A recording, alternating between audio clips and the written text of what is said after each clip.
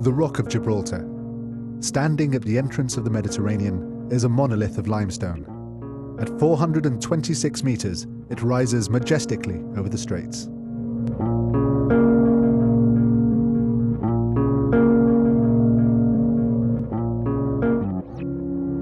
In the present day, Gibraltar is a flourishing modern city with a population of 30,000 coming and going, living their daily lives.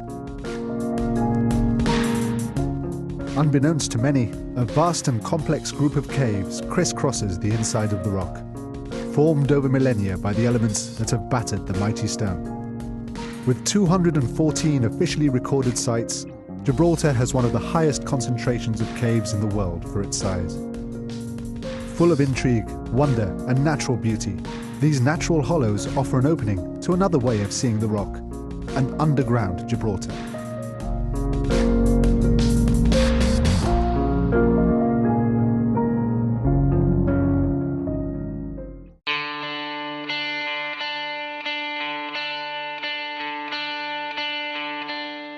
A blustery day finds the eastern side of Gibraltar battered by winds and waves.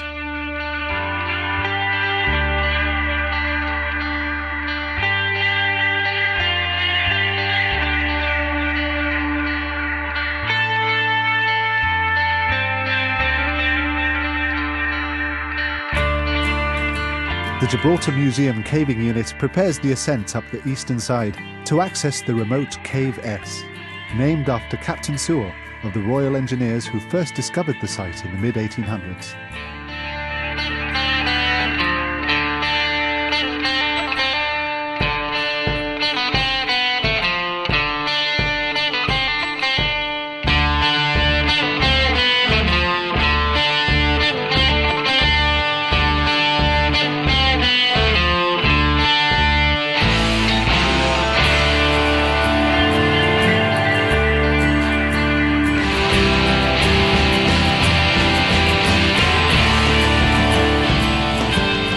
After scrambling up the slopes, Frank Baglietto and Ian Bonfiglio lead the ascent and attach a rope to facilitate the climb up the cliff face.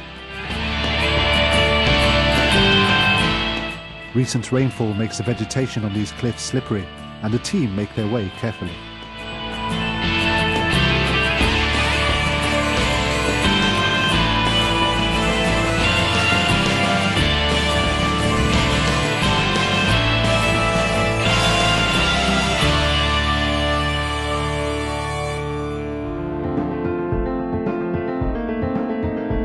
Given the sheerness of the cliffs in the area, the team finds it easiest to access the cave from above its mouth. With no viable natural anchor, it is necessary to fix metal anchor points to the rock.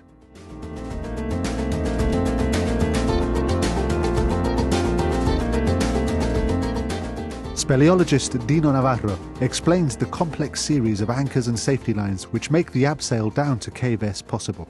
We use procedures that we've learned on the courses that we've done in the Gibraltar Fire and Rescue. Basically, safety is of most importance, and we use two lines, working line and safety line.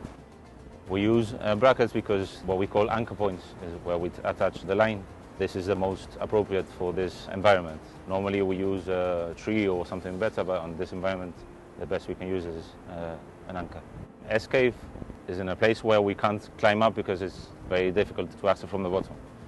So the best way is to come from the top, basically directly below where we are anchoring right now, about 40 meters below. And we're going to abseil down to the S-cave.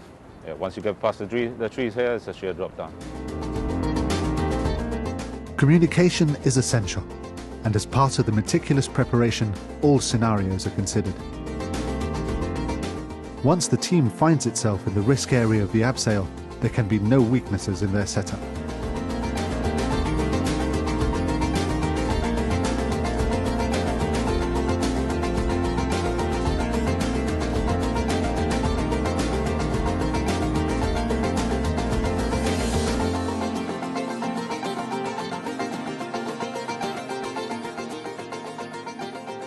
With the line set, the other members of the caving unit will approach the cave from the bottom of the cliff, as speleologist Frank Baglietto explains. Nicky's making his way down using the descender and the shunt. Tyson and Dino in the cave waiting for him. Once he gets to the cave and he gets off the system, we're going to take you up using an ascender. This is the ascender we use, and this will go on the main line. You will be attached to the main line as well with this crawl, which will strap onto you now, and then you'll sort of climb up like a frog, all the way up till you get to the cave. The way we work, like Dino explained before, is we work on 100% redundancy. We don't have one rope to one anchor. We have one rope to one anchor point, and that rope is deviated to another anchor point. So if that anchor point fails, we've got the second anchor point. Both ropes are backed up, plus the safety rope, which is the rope that Nicky has his crawl now, which you can see with he's pushing it down now with his hand.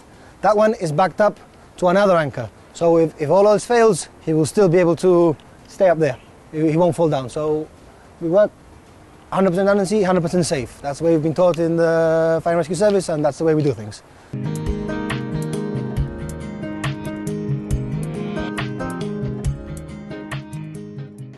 We're now inside Cave S on the eastern cliffs of Gibraltar.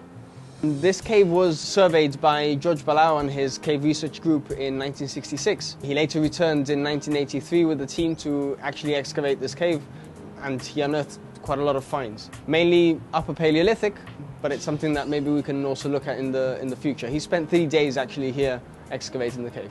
You can actually still see some of the artifacts that George Balau used during his excavations. You've got a sieve here and a pickaxe, which you would have used there. Of course, it takes a lot of effort to bring materials up into this cave, so some of the things actually were left behind. This cave, as many of Gibraltar's caves, is a solutional cave. It means that within the limestone there are little crevices which get filled up with water. As the water percolates down from the rock, from the rain, that water is slightly acidic. It's carbonic acid, very weak carbonic acid. Slowly that goes degrading and dissolving the rock and creates these larger caverns as we see here. It takes a special kind of courage to access these sometimes dangerous caves that lie hundreds of meters above sea level. Decades ago, the trailblazing Gibraltar Cave Research Group were setting out expeditions to unearth the rich history of these remote sites.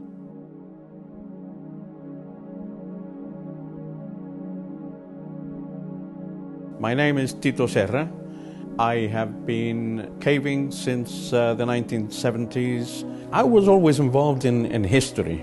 I had an experience when I was about 10 or 11 years old. Together with a friend, we were sitting outside the Moorish castle. A couple, an American couple, was walking by, and they stopped and they said to us, they asked us, is that the Moorish castle? And we said yes. And when was it built? We didn't know. And who built it? We didn't know. And it was so ridiculous that as from that day on I decided that I would learn the history of Gibraltar. It all started there, I think, at a very early age. Well, when the Royal Engineers left Gibraltar, St. Michael's Lower Series was left in the hands of 3 Gibraltar Regiment guides and George Palau. We were also guides to the WW2 tunneling system. That was how we got involved in caving. 1980, I believe it was, that George Palau decided to form a group to tackle Mammoth Cave, which was done at Easter in 1981. That was a major excavation involving a team of 10, including George himself, and a base camp, just in case anything happened to us up there on top of the water catchments. In 82 we tackled Cave S, and then in 83 we tackled Collins Cave. All 3 caves are difficult to get into, particularly the last 2 I've mentioned had to be done via abseiling from the very, very top of the rock into the mouth of the cave, which is difficult in itself. George was our expert, our leader as such, although he always said that I was the expedition leader, but in reality he was the man behind it. He had the knowledge as well, and the expedition was always prepared by himself. I gave him a hand where I could possibly do it. We used to work right through in shifts of about 3 hours. 3 hours on and 6 hours off, right through 24 hours, 4 days. Because it's 4 days, you had to take everything with you. The amount of equipment, food, even our own toilet. The difficulty in getting into it is rather an experience.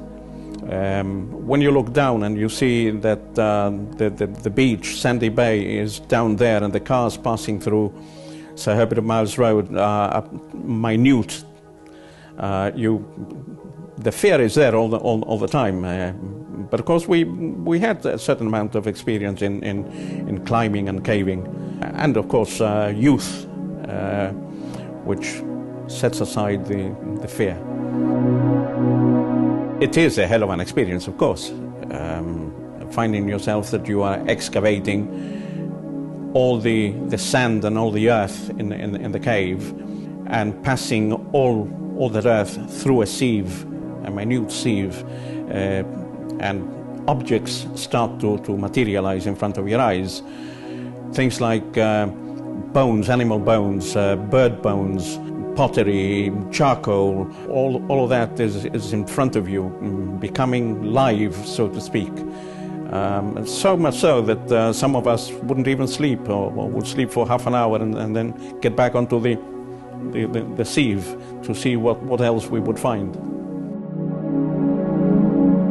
George used to collect, of course, all the material all the valuable material that was left on the sieve. He started making notes in the cave itself, making notes, photographing, and drawing. He was very good at that. All the materials that we found. After which he used to take them. We used to take the material out of the cave, of course, and he used to clean them and then present it to the museum.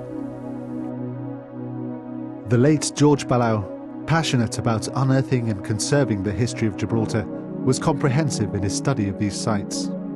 A skilled draftsman, his intricately detailed drawings, maps and journals remain a rich resource for historians wanting to uncover the whole story of Gibraltar's caves. We certainly learned at the beginning from George that you had to treat the cave as something that's history. It is, an excavation is like opening a book and tearing the pages. As soon as you turn over a page, you rip it off and you throw the page away. It no longer exists. As you turn more and more pages, as you excavate more, you've got to draw, you've got to photograph, you've got to put all that knowledge down, because otherwise it disappeared. The pages are torn.